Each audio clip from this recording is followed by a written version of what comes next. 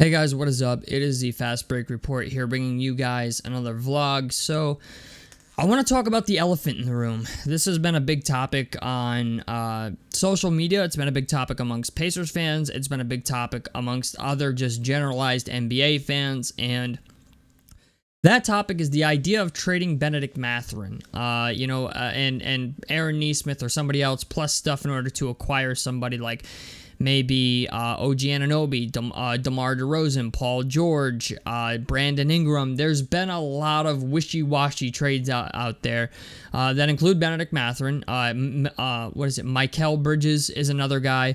A lot of people seem to like... Mikal Bridges seems to be the one guy that nobody really gives a shit about if we were to trade Bennedict Mathurin for him. But I kind of want to talk about this whole thing and give you my perspective on it and what I think. And I don't know, just try to give you a level-headed perspective, because I feel like when it comes to Bennedict Mathurin specifically, the same way as it does Miles Turner for fucking years, is that you had like 50% of the fan base that loves him and 50% of the fan base that's like, we could do better. And with Miles Turner, I understood it. And with Bennedict Mathurin, I kind of understand it. Bennedict Mathurin in his second year was kind of stagnant. He isn't a great defender. This is a team that needs to play well on the defensive end if they really want to do anything like significant in the playoffs. Defense and just, not having a reliable third scorer, not rebounding effectively. There was a lot of things that really kind of like hampered this team in the playoffs. Now, we did very good. I will say that in the playoffs, we played very well for a team that wasn't supposed to get to the Eastern Conference Finals, but we did. And with that comes new expectations. And that's why I'm kind of on the side of the people to not trade Bennedict Mathurin. Honestly, I feel like I don't even think the Pacers are going to trade Bennedict Mathurin. That's just my opinion. I feel like trading Bennedict Mathurin is just, it's giving up on him a little bit too early. And the reason I say that is because most guys don't really break out until their third season. We saw it with Scottie Barnes. Scottie Barnes had a really good rookie year, just as Bennedict Mathurin did. Second year, Scottie Barnes got into kind of a slump, as well as Bennedict Mathurin was. Mathurin was better, but he didn't take that leap that we had all expected him to. But year three is when Scottie Barnes really he's adjusted to the NBA now. And I'm very curious to see that about Bennedict Mathurin. Even though we made this playoff run, Bennedict Mathurin was not a part of that. And that's another reason that people are speculating on trading him, is because we played very well even without him. Part of me thinks if that's how well we played without him, imagine how well we could play with him. And even though I think that way, roster construction going into this upcoming year could be different. And the reason I say that is because we have two really important guys on our roster on expiring deals, and that is TJ McConnell and Miles Turner. And unfortunately, I kind of feel like TJ McConnell might have played his way out of Indianapolis, just as Jalen Smith did. Jalen Smith is most likely gone. TJ McConnell is a guy that I know we all don't want to get rid of, but if somebody offers him a whole hell of a lot of money, I kind of don't think he's coming back. The Pacers simply don't have enough cap room to retain TJ McConnell, Pascal Siakam, Miles Turner, and Jalen Smith. It is just simply not going to happen. So somebody is going to be walking, whether that's TJ McConnell, Jalen Smith, or Miles Turner. I really hope that it's Jalen Smith and not TJ McConnell. It would be cool if TJ McConnell would sign with us for less money, but this is the National Business Association, as Born Ready Jones likes to say. And, if TJ McConnell gets paid an astronomical amount of money, then unfortunately, I don't think he's coming back. He does have a player option he could pick up, or him and Miles Turner both have player options for this upcoming year, but we don't know if they're going to accept it or not. I feel like if we bring back Siakam, Miles will accept it, but you never know. The power is really in the players' hands this offseason with a lot of the important guys on our roster. Now, the reason that matters with Bennedict Mathurin is because even though we made the Eastern Conference Finals, our roster is probably going to look different. Jarris Walker's probably going to get more money. Obi Toppin is an RFA, restricted free agent. I really kind of don't care if we retain him or not, especially if TJ McConnell's not going to be there.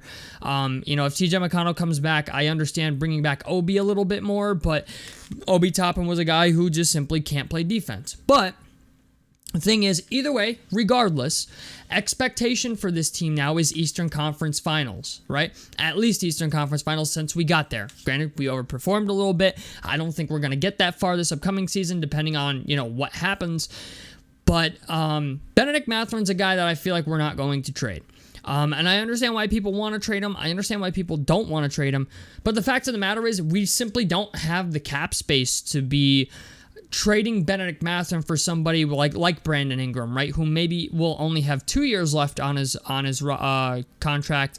When Bennedict Mathurin's a guy who's going to have this upcoming year, and then whatever extension we can work out with him, we can at least go over the cap to bring back Bennedict Mathurin. We cannot go over the cap to bring back a guy like Brandon Ingram or Mikal Bridges or Mikel, I don't care about this guy's name. I'm pretty sure it's Mikal Bridges, but Mikal Bridges, it's just OGN and Obi, right? Like, these are guys that, yes, you might want them on your team. I understand everybody still has a fascination with OGN and Obi, and we're about that time now where everybody is, we're at that time of the year where everybody's picking their favorite college player who played for an Indiana college team and saying, we should draft this guy, Zach Edey being the guy that everybody wants. But if you're the Pacers, I feel like there's not going to be a whole hell of a lot going on with this team until the trade deadline of next year. I feel like Bennedict Mathurin's not going to get traded unless somebody really offers us like Paul George or, some superstar level, not superstar level, but, like a 1B type of player for Bennedict Mathurin and Aaron Nesmith plus stuff. I really simply do not see that happening unless we get some just ridiculous offer. The reason and honestly, I'm not too mad about it either. And the reason I'm not too mad about it is because being that the expectation is set higher, Bennedict Mathurin's going to have to perform. And I think he's a guy who's going to be able to perform. Like I said, third year is usually the breakout year for guys who were drafted. Like, their first year, they play all right. Second year, there's a sophomore slump. And then the third year is when they usually go fucking bonkers if they're getting playing time. And I think Bennedict Mathurin is definitely going to be getting playing time. Especially if a lot of the guys on our team that have the ability to depart actually departure. So, I don't know. We'll see what happens, but I don't see the Pacers trading Bennedict Mathurin unless the offer is fucking amazing. I know there's a lot of people out there getting their feathers all ruffled up because they're like, no, we're not trading this person. No, we're not trading this person. I mean, I'm gonna keep it a buck. Bleacher Report's article that came out, I did a reaction to it, was one trade idea for every NBA team, and every trade idea they had for the Pacers was fucking terrible. So I was just like, they had us trading for Alex Caruso when we already have TJ McConnell, and I'm just like, why would we even do that, but if I'm a betting man, I was gonna say, like, I think the Pacers keep Bennedict Mathurin. I think they start him next to Halliburton and Siakam and just see what the result is. If Bennedict Mathurin is going to get traded, it won't be until the NBA trade deadline this upcoming year, because I do think this is Mathurin's contract year that's coming up.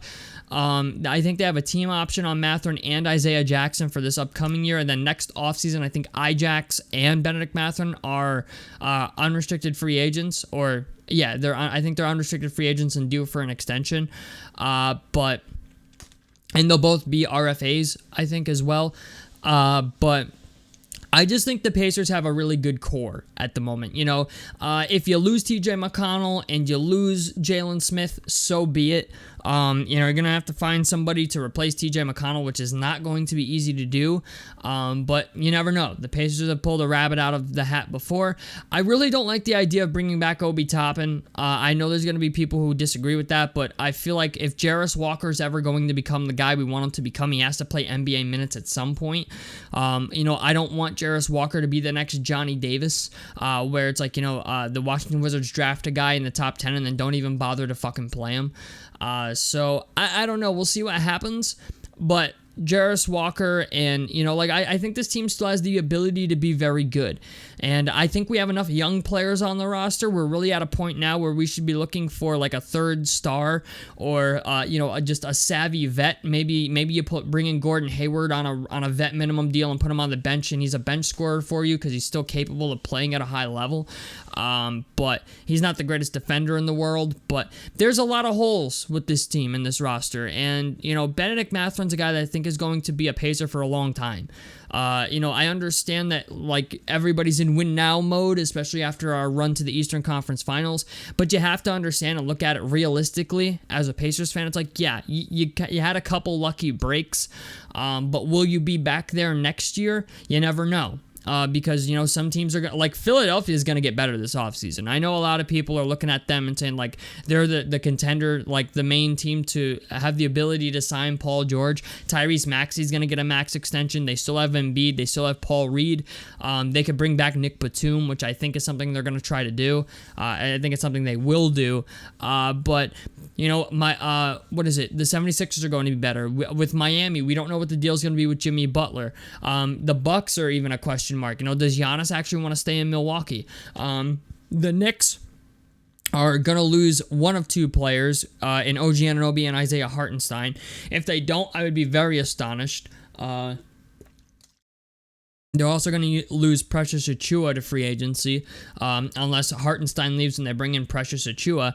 But the Eastern Conference is going to get shaken up a lot this offseason. And I feel like if you're the Pacers, right, if you can just keep together what you got, you know, and just run with it, there's a strong chance that you're I think they're definitely going to be in the playoffs again next year. But if you want to make a run to the NBA Eastern Conference Finals again, or maybe even the NBA Finals, I feel like if you can just keep this roster together and, you know, try to stay injury free, you could be back. And, you know, like I said, this team played very well without Bennedict Mathurin. Imagine how good this team would have played with Bennedict Mathurin. I mean, Bennedict Mathurin's averaging, 16? He averaged almost 16 points a game this past season. So you bring him into this team this upcoming year. He's on a team-friendly deal. You know, he's still a growing player. He's got a winning mindset. He doesn't back down from anybody. He wants those big challenges, right? Like, he wants those tough matchups of Giannis and LeBron and Paul George, right? Like, this is a guy who doesn't back down from anybody. And I feel like, in a way, to try and wager that for somebody that is older on an expiring deal, or maybe he's only got 2 years left and there's no guarantee that you retain them, I feel like that's a mistake. When, you know, if you're the Pacers, you can go over the luxury tax to re-sign a guy like Bennedict Mathurin and like Isaiah Jackson and guys like that, where you can't do that with guys like Paul George or, you know, any of these guys. You really can't do that unless you extend them in the middle of the season. Once you get into free agency, right, there, you can't go over the cap to sign guys in free agency, but you can go over the cap to re-sign guys that are already on your team, i.e. the Boston Celtics. Okay, they've been doing that shit all year. They just re-signed Drew Holiday. They're probably Derek White's a guy that might walk, but it's just the idea. Like, they did it with Porzingis, they did it with Tatum, they did it with Brown, they've done it with Drew Holiday now. Like, they're keeping their core together. And honestly, if I'm the Pacers, if you have to go over the cap to keep TJ McConnell and Miles Turner and maybe be a second apron team, I think you do that. If we lose Obi Toppin and we lose Jalen Smith, it's not the end of the world. That just means Jarris Walker gets more minutes. But, you know, run this team back, I think. I think you run this team back with Bennedict Mathurin and you just see what you got. You know, like, honestly, I understand the Eastern Conference Finals run was awesome, but at the same time, I think you also made it to the Eastern Conference Finals without arguably your third best player on the team. So, I don't know. You know, I understand the calls for wanting to, like, win now because we just made the Eastern Conference Finals, but part of me is like, yeah, you know, we got a little lucky. We caught a break with all the injuries a little bit. Granted, we're the best offensive team in the fucking league, but we suck ass at defense. If we could maybe do a sign and trade for a guy like Robert Williams, you know, like, let's say Jalen Smith is going to leave. If you can do a sign and trade with Jalen Smith for a guy like Robert Williams from the Trailblazers, then you could have something special. But until that happens, I just think if you're the Pacers, you just keep this team together. So, tell me what you guys think about this down below in the comment section below. Like helps me out. Subscribe if you guys want to see more on the Fast Break Report. And I'm out of this motherfucker. Peace, guys.